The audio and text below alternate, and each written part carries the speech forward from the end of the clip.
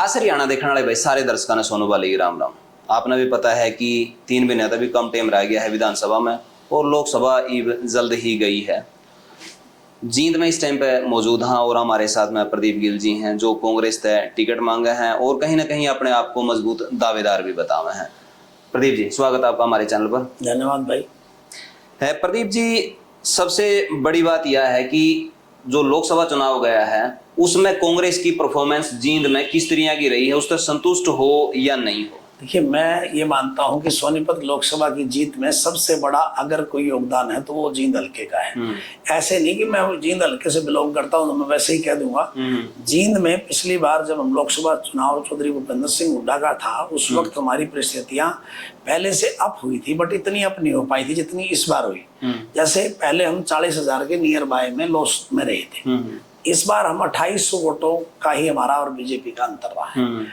अगर ये अंतर जैसे पिछली तरह का होता तो हम चुनाव लॉस कर जाते। कहीं से भी कोई लीड आई वो सारी लीड धराशायी हो जाती।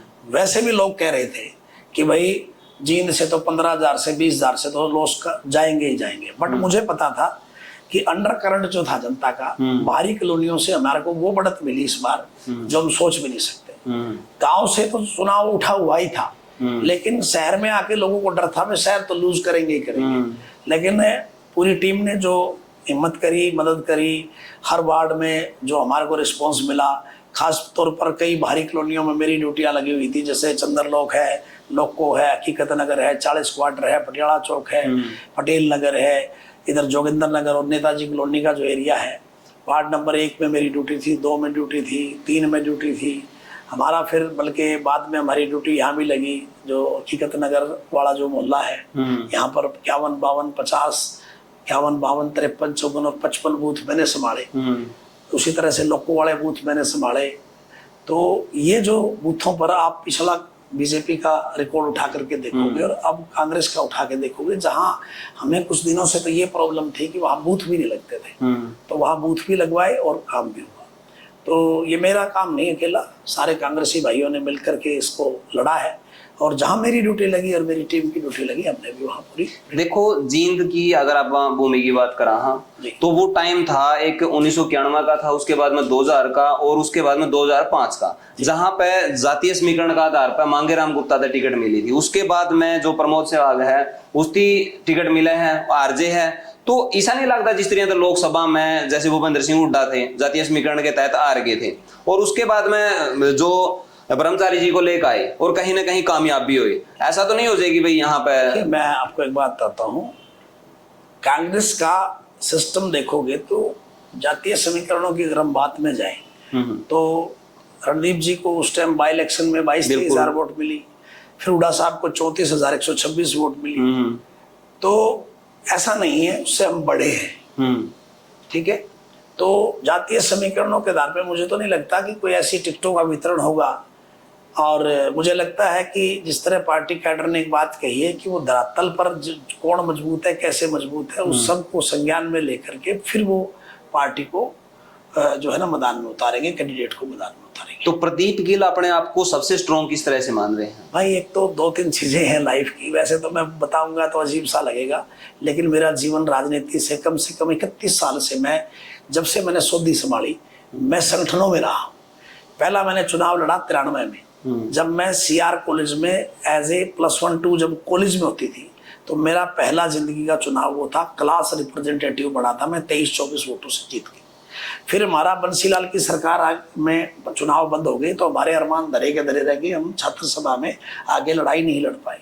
फिर बेरोजगारी की कुछ मार थी ऐसी जिसमें अपने आप को स्थापित करने पे लगे। 2000 की सरकार में मैं हल्का प्रधान रहा हूँ। अगर आप 93 से काउंट करोगे तो 31 साल, अगर आप आज से काउंट करोगे, मतलब इससे काउंट करोगे, 2000 से काउंट करोगे तो 24 साल राजनीति में। 2000 की सरकार में, चौटाला साहब की सरकार में मैं हल्का प्रधान युवा मोर्चे का ब्लॉक का रहा। फिर कुछ ऐसी चीजें थी लाइफ में, टू बी मोर फ्रैंक, क्योंकि मैं राजनीतिक घराने से नहीं आता, मैं बड़े घराने से नहीं आता।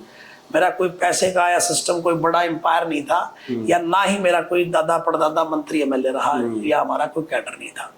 तो मैंने एक बात देखी थी राजनीति में कि लोग जो है ना वो ऐसे रखते थे, आम वर्कर को आगे नहीं बढ़ने दिया जाता था। मैंने पार्टियों में जहां रहा मैंने कभी अपने आप को बॉस नहीं माना। मैंने दरिया बिछाई, पोस्टर लगाए, झंडे लगाए। मैंने कहीं पर भी जो है ना अपने आप को एज ए कार्यकर्ता जो है ना काम किया। 2000 में एक ऐसा समय भी आया कि सरकार के बाद मैं थोड़ा सा एक्टिव पॉलिटिक्स में, थोड़ा सा मुझे इसलिए दूर रहना पड़ा क्योंकि मुझे अपना बिजनेस संभालना था, काम संभालना था और अपने सिस्टम को संभालना था। तो उस टाइम मैं थोड़ा सा ये कह सकते हो कि पद की राजनीति से दूर रहा, बट एज ए कार्यकर्ता मैं फिर भी लोकदल में था। 2008 में, 7 में, 9 में मुझे फिर जिम्मेवारी प्रदेश सचिव युवा मोर्चे की मिली, मैंने काम किया। 2010 में मुझे पहला चुनाव लड़ने का मौका मिला, जिला परिषद जींद। 15 गांव पड़ते हैं हमारे, 81 टलसी, सरबैण, दरियाला, खेड़ी, जाजवान, जुलानी, संगतपुरा, बरसोला, बड़ौदी, झांझकिला, झांझकोद और दोनों जलालपुरी। 15 गांव का लगभग 30,000 वोटों से ऊपर का चुनाव था उस वक्त। आपके भाई ने उस वक्त की मौजूदा कांग्रेस की जिला अध्यक्ष थी किरण सैनी जी, सरकार का टाइम था कांग्रेस का, तब मैंने वो चुनाव 1091 वोटों से जीता था। क्यों जीता था? क्योंकि मैं वहां पर सामाजिक तौर से उस इलाके में लोगों से जुड़ चुका था स्कूल के माध्यम से, और जिसके बाद मुझे फिर मौके ही मौके मिलते चले गए। मैं 2011 में हरियाणा प्रदेश युवा का लोकदल पार्टी का प्रदेश का अध्यक्ष बना। बस वो मेरे पास ऐसा था कि मैं काम तो मेरा मतलब ये था ही कि मैं काम करने की रुचि तो थी मेरी कि मैं लोगों से जुड़ूं और लोगों को जोड़ूं। तो मैंने फिर 2011 के बाद पीछे मुड़ के कभी नहीं देखा। 2010 से और 2024 आ गया, 14 साल मुझे कोई गांव में कैमरा ले जाना, आप ये कहना पूछना, जो लोग 6 महीने पहले आकर के आज बोर्डिंग पोस्टर लगाते हैं, अपने आप को टिकटार्थी बताते हैं या कुछ भी अपने आप को प्रोजेक्ट करते हैं, मैंने ऐसा कभी नहीं किया। मैं 2010 के बाद तो मैं कंटिन्यू रहा हूँ, चाहे थोड़ा या ज्यादा जितना भी मुझसे बन पड़ा। मैं ये नहीं कहता आई एम द बेस्ट, जो बेस्ट होगा पार्टी उसको टिकट देगी, लेकिन मैं अपनी तरफ से अपना प्रयास कर रहा हूँ। मैंने अभी एक बगैर नेता के, क्योंकि अभी नेता का टाइम हमने नहीं लिया, हमने अपनी पहली शुरुआत एक जो दूसरी करी उसकी बैठक की, हमने एक भाईचारा बैठक बुलाई। उसमें आपने देखा होगा बिना नेता के भी 36 बिरादरी के लोग किस तरह से आपके भाई बेटे को आशीर्वाद देने पहुंचे। मेरे पास कुछ नहीं है, ज्यादा कोई धन बल नहीं है, ज्यादा कोई बड़ा नाम परिवार का ऐसा नहीं है, दादे परदादे मंत्री एमएलए रहे। हाँ, मेरे पास 14 साल में या कह सकते हो कि 24 साल में जो कमाई है मेरी, वो आपको एक बात जरूर मिलेगी, आपका मनोबल बढ़ेगा। जहां लोग जात पात के जहर में बड़े पड़े, वहां आपके भाई की हर जाति हर वर्ग में एक अलग पहचान है, और वो भाई की पहचान है, नेता की पहचान नहीं। मिड्डा परिवार काफी लंबा समय तक राजनीति यहाँ पर करने लग रहा है, तो उसकी राजनीति के अंदर अपना आपकी किस तरह से आप मानो हो कि भाई मैं बेस्ट हूँ और वो बेस्ट नहीं कर रहे, जिंदगी जनता आप पे ज्यादा यकीन? देखिए, मैं ये मानता हूँ कि आज जिस भी गली में आप जाएं, आप शास्त्री नगर में मेरा जन्म हुआ, पटियाला चौक में, जब मैं पैदा हुआ उसके बाद मैंने भी अपने घरों से डिब्बों से पानी निकाला हुआ है। अगर मैं अपनी राजनीतिक जीवन को छोड़ दूंगा, ये कैमरा आप लेकर के चले जाएं, उन गलियों में भी आज ऐसी की ऐसी परिस्थितियां हैं। आज भी पानी इसी तरह लबालब भरता है, सीवरेज ठप है, पानी की व्यवस्था है नहीं, गंदा पानी और सीवरेज का पानी मिक्स होकर के लोगों को पीने पर मजबूर होना पड़ता है कई बार। आज उस तरीके से लोग जीवन जी रहे हैं बाहरी कॉलोनियों में, जैसे एक पशु का जीवन होता है। आप अपने घर में जाने से पहले आपको इतना पैर अगर वो उठाने पड़ेंगे तो काय का विकास हुआ है। अगर शिक्षा की बात करें तो स्कूलों में टीचर पूरे नहीं है, कहीं स्कूलों को मर्ज किया जा रहा है, बच्चे नहीं है, तो कैसा विकास है हमें तो समझ में नहीं आ रहा। हाँ, इस तरह का विकास हो सकता है कि उन्होंने इस दौरान, मैंने देखा है, मैं नहीं कह रहा, ये सोशल मीडिया और मीडिया दिखाती रही है, पिछले चेयरमैन के साथ उनके चेयरमैन की ऐसे लड़ाई रहती थी कि जैसे बंदर बाट पे लड़ाई होती, कमीशन खोरी पे लड़ाई होती। इस तरह की लड़ाइयाँ हमें देखने को मिली है। विकास नाम की कोई चीज़ नहीं है। मैं एक युवा हूँ, आज मुझसे आप ये पूछो कि आप क्या करोगे, मैं बताता हूँ। शिक्षा देखो, गरीब आदमी झोली फंसाना तब बंद कर सकता है। आज क्या सरकारों ने क्या दे दिया, बैसाखियाँ दे दी। बैसाखियाँ क्या है, 5.5 किलो अनाज दे दो, बिजली फ्री दे दो, फलाना फ्री दे दो। शिक्षा के लिए कोई बात करता हो तो बताओ। अगर मैं मेरे जरूरतमंद साथी को 1 लाख रुपए उसकी जेब में डाल दूं, कोई बहुत गरीब साथी है मान लिया मेरा, और मैं मदद करना चाहूँ, लाख रुपए उसकी जेब में डाल दूं, तो क्या लाख रुपए पूरा जीवन चला देंगे? लेकिन अगर लाख रुपए मैं बच्चों की शिक्षा पे लगा दूं, मैं कर रहा हूँ ये काम, मैं गरीब बच्चों के लिए पुस्तकालय खोल रहा हूँ, लेकिन दुर्भाग्य ये है, दुख होता है, लोग आगे नहीं आ रहे। मैंने अनाउंस कर दिया हर चौपाल में, जो मेरी एक चौपाल कोई भी डिसाइड करो, गांव डिसाइड करो, और मैं उस चौपाल के अंदर अपनी तरफ से एक पुस्तकालय बनाना चाहता हूँ। पुस्तकालय क्या फायदा करेगा ये समझना। आज सबसे बड़ी जरूरत जो है, मैं अभी बोल रहा हूँ आपके कैमरे पे, अगर जो हम फेल हो रहे हैं तो कैसे फेल हो रहे हैं। सरकारी या गैर सरकारी स्कूल में बच्चे को पढ़ा लो आप, 6 घंटे टीचर पढ़ाता है बड़ी शिद्दत से, कोई भी हो गया वो सरकारी या गैर सरकारी। जब बच्चा घर जाता है तो 18 घंटे बच्चा घर पे चला गया, माँ बाप तो पेट की लड़ाई लड़ने बाहर निकला हुआ है, मजदूर है, किसान है, कोई भी है, तो वो बच्चा खत्तियों पे, जोड़ों पे, गांव की चौपालों में या मोबाइल लिए बैठा है, दैट्स ऑल। उसको संभालने वाला कोई नहीं है। जहां माँ बाप अच्छे पढ़े लिखे हैं वो पढ़ा लेते हैं अपने बच्चों को या ट्यूशन भेज देते हैं जिसके पास पैसा है। उन बच्चों की कोई केयर टेकर नहीं है जिन बच्चों का पास जुगाड़ नहीं है पैसे का। तो मैं ये प्रयास कर रहा हूँ। सबसे बड़ी जरूरत भाई ऐसा है, 2 तरह के नेता हैं, एक तो अपाइज बना रहे हैं, मोहताज बना रहे हैं। मैं कह रहा हूँ कि काबिल बनाओ इनको। काबिल क्या है भाई साहब, आप जरूरतमंद को लाख रुपए दे रहे हो, आप जरूरतमंद को लाख की बजाय उसके बच्चे के ऊपर लाख रुपए पर उसकी एजुकेशन पे लगा, तो जिंदगी में कभी अगर वो किसी के आगे जोड़ी फैला ले तो गारंटी है। 18 घंटे बनाम 6 घंटे, सरकारी स्कूल गैर सरकारी स्कूल, अगर 2 घंटे बच्चे, मेरा प्रयास क्या है कि मैं 2 बेटियां हमें मिल जाए किसी गाँव में पढ़ी लिखी और 2 बेटे मिल जाए।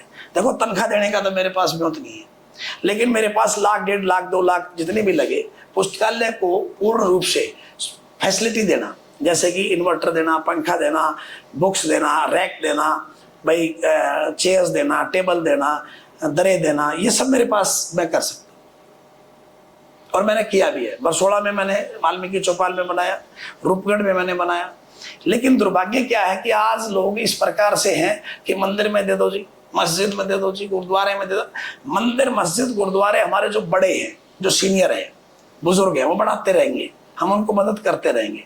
हम धर्म के खिलाफ नहीं है, मजहब के खिलाफ नहीं है, लेकिन जब तक किसी भी मजहब और जाति का बच्चा पढ़ेगा नहीं। मैं अपनी बता देता हूँ भाई साहब, सबसे बड़ी स्टोरी है, आप मेरे गांव में चले जाओ, मैं क्यों इतना शिक्षा शिक्षा शिक्षा शिक्षा कर रहा हूँ। मेरे पिताजी 12 साल की उम्र तक पाली जाया करते, पता करके आना। उनके पैर में हल्की सी दिक्कत थी, गांव बता देगा आपको। किसी ने बोली मार दी, भाई मास्टर जी तने तो सारी उम्र भैंस, मास्टर जी तो चल बाद में बड़े हो, भाई गोपीराम तने तो सारी उम्र अपने परिवार की भैंस पालनी पड़ेगी। उनके दिमाग में ये बात घर कर गई। अब उम्र बड़ी थी, कद बड़ा था, पहली क्लास में कैसे बैठे, तो पहली क्लास में बैठते बैठते 2-2, 3-3 क्लासें इकट्ठी करी, पूछना गाँव में जाके, गवर्नमेंट में जाके, तो वो पढ़ गए तो मास्टर बन गए, मास्टर बन गए तो मेरी जिंदगी बदल गई कि नहीं बदल गई। सबसे बड़ी कोई ताकत है, कुछ ना मांगो। मैं तो कह रहा हूं कि कुछ मत मांगो इन सरकारों से, सिर्फ अपने बच्चों के लिए शिक्षा मांगो, उसके बाद तुम्हें कभी झोली पसारने की जरूरत है। प्रतीक जी, आपने थोड़ी देर पहला राशन की फ्री की बात करी थी कि भाई फ्री राशन देना सभी सरकारें देंगी। हाँ, यही तो बात है, क्योंकि वो कांग्रेस भी वो कह रही है, बड़ा आगे कह रही है कि भाई फालतू देवांगे। मैं ये कह रहा हूँ, मैं बंद करने के लिए नहीं कह रहा, वो देंगी सरकारें, दिया है सरकारों ने, वो देगी, लेते रहो। लेकिन क्यों नहीं मांग रहे शिक्षा। किसी गली में चला गया मैं दर्द है मुझे इस बात का कि माता ही नहीं कहती मेरा गुलाबी पीला कार्ड काटा गया, मेरी फलानी चीज दिक्कत होगी। हम उनको बढ़वा भी रहे हैं, मदद भी कर रहे हैं, बट मैं कह रहा हूं जरूरत की बात ही नहीं हो रही। सरप्राइज बना दिया देश। इस टाइम पे बहुत सारी बीजेपी सरकार घोषणा करने लग रही है, चाहे फ्री यात्रा कराने की बात है, प्लाटा की बात है, या फिर सोलर की बात है, तो बहुत सारी परियोजनाएं एकदम तय संभल नहीं रही है, लोगों तय इतनी सारी कर दी है। सर ये तो चुनावी लॉलीपॉप है, सब जानते हैं, आप भी जानते हो, लोग भी जानते हैं। चलो जो मिल रहा है ले लो। मैं आपसे पूछ रहा हूँ, फिर पूछ रहा हूँ और फिर पूछ रहा हूँ, आपको जो जीवन मिला वो हर मजदूर जानता है कि नरक जैसा जीवन है। भाई साहब आप जाके देखो, एक 20 गज के मकान में 3-3 परिवार रहते हैं। किसान कैसे रह रहा है भाई साहब, 8-8 घंटे बिजली नहीं आ रही। मतलब आपका 2 मिनट में तिलबला जाते हो आप लोग कि 2 मिनट बिजली चली जाए तो। शहरी आदमी रह नहीं सकता, और गांव का आदमी 8-8, 9-9 घंटे बिजली के कट, और फिर रात को कट। भाई साहब आप तो जो शहर में रह रहा है या जो अच्छे जिसके पास पैसा है वो तो जी रहा है स्वर्ग में, और बाकी तो नरक का जीवन है भाई साहब। मेरे पास तो ऐसी चीजें हैं, भगवान ने शुक्र रखा कि आने वाले समय में अगर हमारे जैसा युवा कोई भी अगर आगे जाता है तो हमारे पास एक नई सोच है। मैं ये कह रहा हूं, गांव में बिजली गांव को कभी मांगनी ही नहीं पड़ेगी, गांव को बिजली लेनी ही नहीं पड़ेगी। ऐसा काम क्यों नहीं सोचती सरकारें? 10वीं जो बच्चे IIT कर जाएं, जो बच्चे आगे टॉप कर जाएं, टीचर बन जाएं, वो अच्छी बात है। जो बच्चे 8वीं 10वीं और +2 तक किसी वजह से रह गए, सरकारों के पास ऐसे सिस्टम हैं, हम आने वाले समय में हम बताएंगे कि क्या करो। कई कई एकड़ जमीन जो आपके पास पंचायती पड़ी है, आप क्यों नहीं वहां रोजगार के नए उत्पन्न आप जो है ना साधन उत्पन्न कर रहे हैं? क्या नहीं करा जा सकता? नहीं, फिर राजनीति बंद हो जाएगी। हाँ, तो फिर यही है ना। तो ये मान के बैठे ये लोग, तो तुम्हारे लोग नारे लगाने बंद कर देंगे। अब तो युवा वैसे भी करेगा। कितनी रैलियों में आता युवा, लोग हट गए हैं। क्यों हट गए? उसके ऊपर नेताओं को काम करना पड़ेगा। आप अमेरिका जाइए, कौन सी रैलियां होती हैं? नेता अपने विचार रखता है, पब्लिक को उसके विचारों का जो है ना वो पता लगता है, भाई ये नेता इन चीजों पे काम करेगा। मैं बता रहा हूँ भाई साहब, आपके टीवी चैनल पे अगर प्रदीप गिल अगर कभी भी विधानसभा तक पहुंचा, मोहताज नहीं बनने दूंगा, काबिल बनाने की लड़ाई लड़ेंगे। और वो सबसे बढ़िया है शिक्षा, उसके बाद सेकेंडरी चीजें हैं सारी, वो करते रहेंगे। यार किसने नहीं करी? गलियां बनती हैं, गलियां टूटती हैं, सीवरेज बनती हैं, सीवरेज रिफिल होती है, वो चीजें होती रहेगी। अच्छी शिक्षा नहीं मिली, वो वहां जाके पैसे के बलबूते पे जाके, चाहे वो नहीं सोचा कि मजदूरी कर लेंगे हम और बड़ा डॉलर कमाएंगे।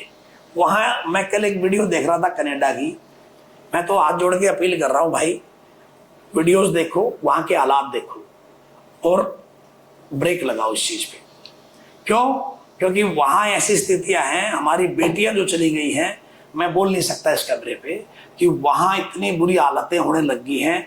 जो बच्चे हमसे डेली बात करो, अगर वो बच्चा आपको ये कह रहा है कि मेरा दिल नहीं लग रहा, सिस्टम नहीं हो रहा, चाहे आप पैसे को छोड़ दो, उसे बुलाओ, इसका मतलब उसको कोई दिक्कत चल रही है, वो दिक्कत में आ गया। यहाँ से तो चला गया ड्रीम लेके, लेकिन वहां पर जाने के बाद उसके साथ दिक्कत चल रही है। बेटी या बेटा हो, अगर वो आपको फोन पे कहने लगे मेरा मन नहीं लग रहा, तो आप उससे बात करना शुरू करो, लगातार बात करो, और ऐसा ना हो कहीं दूसरे रास्ते पे की तरफ निकल जाए। जींद में यहाँ पर देखा तो जींद की एक स्टोरी मैंने करी थी, पुराना बस स्टैंड की थी, जिसमें नशे का इतना सारा सामान मिला, टिक्के हैं या फिर स्मैक का सामान है, और वैश्यावृत्ति का इतना सारा सामान उड़ा है। हम कभी मूवीज में देखा करते थे चिट्टा और ये इंजेक्शन लगते हैं सिस्टम, मूवीज में देखते थे, लेकिन आज पहले ये पंजाब में आया और पंजाब से अब ये हरियाणा में आ गया। मतलब आज हालात ये हो गई है कि कब कौन कहाँ आपसे क्या छीन ले, क्या मार दे, क्या सिस्टम कर ले। एक तो नशे में सनकी हो जाता है आदमी, इस तरह के नशे हैं ये, उनको ना चोट लगती ना कोई दिक्कत भी। आज प्रशासन को इसके ऊपर पूरा एक्शन लेना चाहिए। कहाँ से चिट्टा, देखो मैं खुल करके कह रहा हूँ, प्रशासन एक ऐसी चीज है, अच्छे अधिकारी अगर चाहेंगे तो कोई भी चीज, ना गलत शराब बिक सकती, ना चिट्टा बिक सकता, ना कोई और चीज बिक सकती, नशे की गोलियां नहीं बिक सकती। तो सारी चीजें सरकार के पास हैं। हाँ, सरकार अगर मुखदर्शक बनना चाहती है, लोगों को अपाहिज बनाना चाहती है, युवाओं को उनकी सोच सुन्न हो जाए, वो करना चाहती है, तो फिर वो हो ही रहा है। वो आपने यहाँ भी देखा है, मैंने आपकी वीडियो देखी है, वो उसके अंदर जो है ना, मैं बोल भी नहीं सकता, वेश्यावृत्ति का भी काम ऐसा लग रहा है कि वहाँ होता होगा। वहाँ पर में जो है ना नरे सिरिंज मिले, आपने नरी गोलियां या वो पीने वाले साधन मिले वहाँ पर। इसी तरह एक और पत्रकार ने वहाँ की बनाई थी, आपके जंक्शन स्कूल जो बंद पड़ा है आजकल, वहाँ पर भी इसी तरह के हालात पाए गए। तो प्रशासन को तुरंत आपकी वीडियो के बाद तो जाग ही जाना चाहिए। तो बिल्कुल बिल्कुल बिल्कुल, आप तो इस बात के लिए बधाई के पात्र है कि आपने वो दृश्य दिखा दिया, नहीं तो किसी को पता भी नहीं चलता। वहां पर जब तक बड़ी घटना नहीं घट लेगी तो किसी का ध्यान उस तरफ नहीं जाएगा।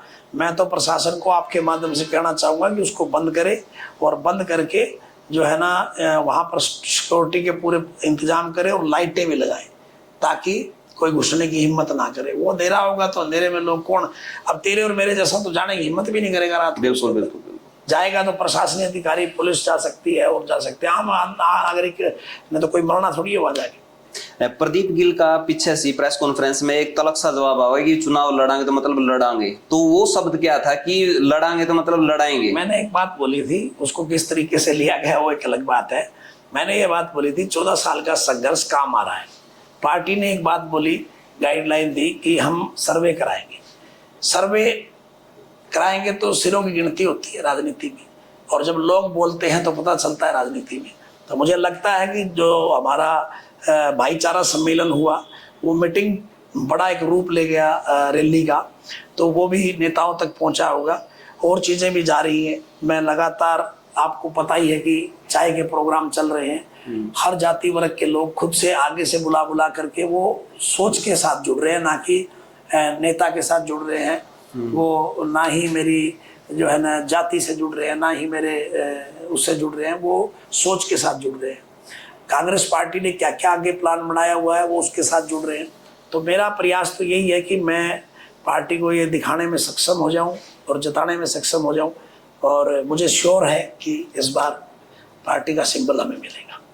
अगर ऐसा कुछ वो है और पार्टी कहीं ना कहीं इग्नोर करने में मेरे हिसाब से जो विश्वास रखेगी, तो क्या प्रदीप गिल के साथी प्रदीप गिल को चुनाव लड़ाने के लिए प्रेरित करेंगे? देखिए, प्रदीप गिल के साथी तो ये चाहते ही हैं कि वो विधानसभा पहुंचे और उनकी आवाज़ बने। अब कई तरीके के प्रोटोकॉल में, जैसे चौधरी साहब के साथ मैंने, जब चौधरी भूपेंद्र सिंह हुड्डा यहाँ चुनाव लड़े थे, जब मैंने उनकी अध्यक्षता में पार्टी ज्वाइन करी थी, तो मुझे लगता है कि 100% मेरा नेता अब इस बात को संज्ञान में रखेगा, क्योंकि पिछली जो टिकट गई थी वहाँ हमें बड़ा डेंट लगा था। कांग्रेस 7,900 पे आ गई थी। तो इस बार पार्टी पूरी विचारधारा जो है वो एक चीज में लगी हुई है कि कोई जाति नहीं देखना, कोई धर्म मजहब की बात नहीं रखनी, सिर्फ और सिर्फ रखनी है तो वो देखना है कि भाई काबिल कैंडिडेट जो जनता के बीच का रहा है, बीच में रहेगा, उसको पार्टी कैंडिडेट बनाएगी। 100% हमें इस बार टिकट भी मिलेगी और चुनाव हम लड़ने का मौका मिलेगा। जिंदगी जनता को कुछ मैसेज? मेरा मैसेज यही है कि अगर आप सच में इन कुछ घरानों से उब चुके हैं, इनकी राजनीतिक सोच से उब चुके हैं, अगर सच में आपको ये लगता है कि ये वोट लेने के बाद ना ही तो इनके दरवाजे खुलते, ना ही आपसे कभी मिलने आते, या आप भी जानते हैं, मैं बहुत सारे बुजुर्गों से मिला इस दौरान चाय के कार्यक्रमों में, और अभी भी चल रहे हैं। मैं ये कहना चाहूँगा, मैंने पूछा किसी बुजुर्ग के पैरों के हाथ लगा के कि चाचा ताऊ मुझे ये बताओ आपकी उम्र कितनी होगी, तो मुझे 60-60 साल के लोग मिले, और मैंने एक बात पूछी कि किसको वोट डाली। मैं इस कैमरे में बताऊंगा नहीं, लेकिन उन्होंने मेरे को नाम बताए। मैंने कहा क्या वो लोग तो आपको जानते हैं? तो वो कहने लगे वो जानते छोड़ो, वो हमें पहचानते भी नहीं है, हमें उनके घर में घुसने से भी डर लगता है, या हम उनके घर नहीं जा सकते, हमें पता ही नहीं है। हम सोचते हैं कि हम जाएं तो जाएं कैसे, और जाते हैं तो वहाँ हमें रिस्पॉन्स नहीं मिला आज तक, जो हमारे पास आने पर हम उनको देते हैं।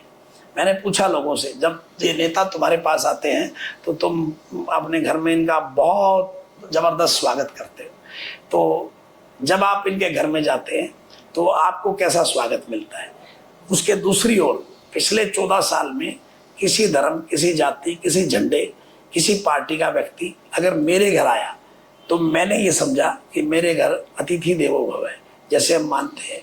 कोई एक आदमी अगर आपको पूरे इलाके में मिल जाए जो ये कहे कि प्रदीप गिल ने घर में जाने पर हमारा सम्मान नहीं किया, या हमारी बात को सुन के उस पर काम नहीं किया, मेरा आपसे अनुरोध है, जात से, धर्म से, मजहब से ऊपर जब तक हम नहीं उठेंगे और इन्हीं लोगों की भीड़ बने रहेंगे तो फिर हमारा बदलाव कभी नहीं हो सकता। आपको लगता है कि आपका बेटा, आपका भाई 36 बिरादरी और समाज को साथ लेके चलता है, तो इस बार मेरा साथ दीजिए।